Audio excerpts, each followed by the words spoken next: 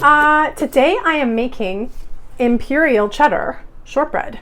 It is one of my savory shortbreads. They are a bit spicy and they are very, very intensely cheesy.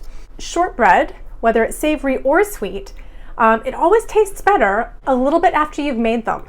So we're gonna make these today, but we're not gonna eat them anytime soon. We're gonna wait at least a couple of weeks. Shortbread needs to cure, so even cheese shortbread, if you keep these in a cool, dry, dark place, they'll last for 2 or 3 months. So I'm just gonna get started.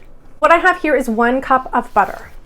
And this is a 230 gram container of the McLaren's Imperial cheddar. And I've got 2 teaspoons of Dijon mustard here. In truth, I don't have Dijon mustard in the fridge, but I do have this grainy mustard. So whatever mustard you have in the fridge is probably fine. I don't think I would do French's, but if you have a Dijon or a grainy Dijon or any sort of non-sweet versions of a Dijon type mustard, go ahead and use that. Okay, so I'm just gonna mix this until everything's nice and blended. That looks great.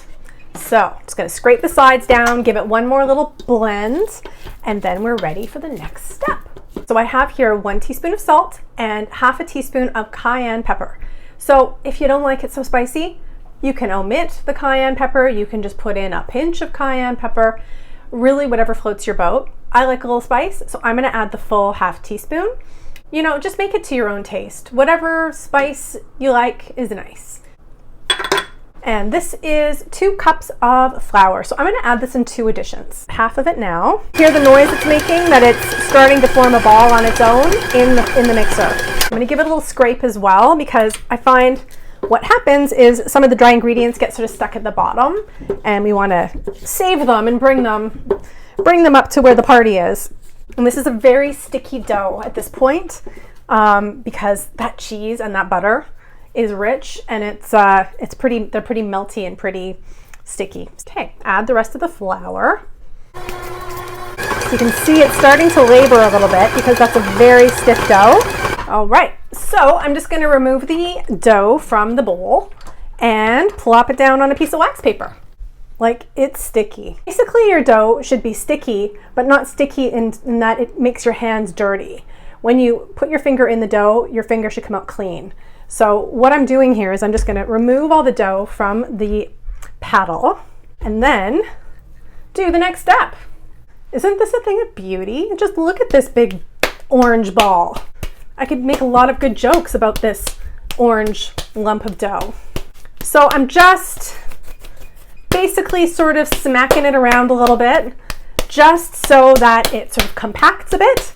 What I'm gonna do is I'm gonna separate this into 3 pieces, and then I'm gonna make 3 logs. I'm gonna make my first log. All I'm doing is just rolling it out. And this dough, it's a little tiny bit soft. You wanna work a little bit quickly.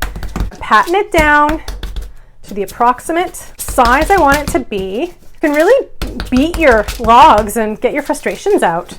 It's the great thing about shortbread of all types. Just beat it and it likes it. Most of my shortbread I make quite small, but I think these would be nice, a little bit bigger and just a little bit thinner.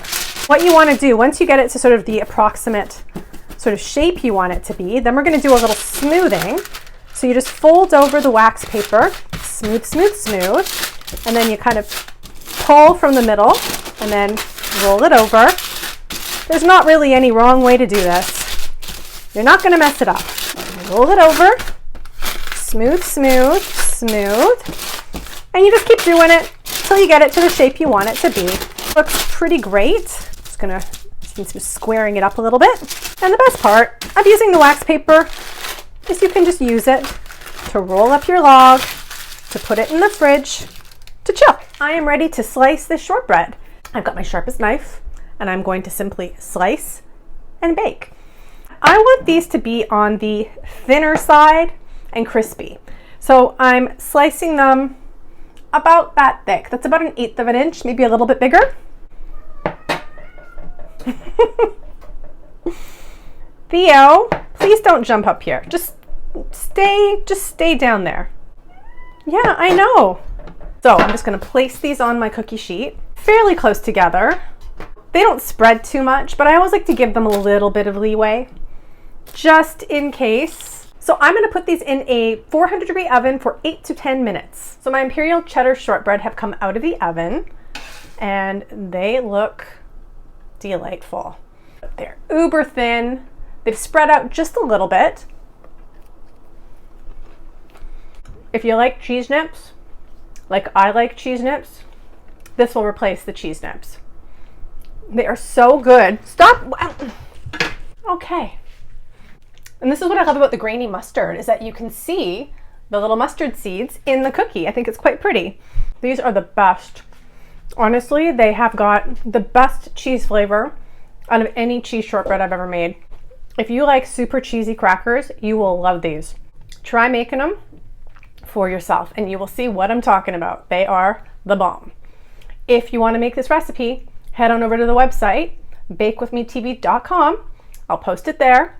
And if you like what I'm doing here, why not just hit subscribe on my YouTube channel? That would be awesome. Cheers, everyone, and have a wonderful day. Happy baking.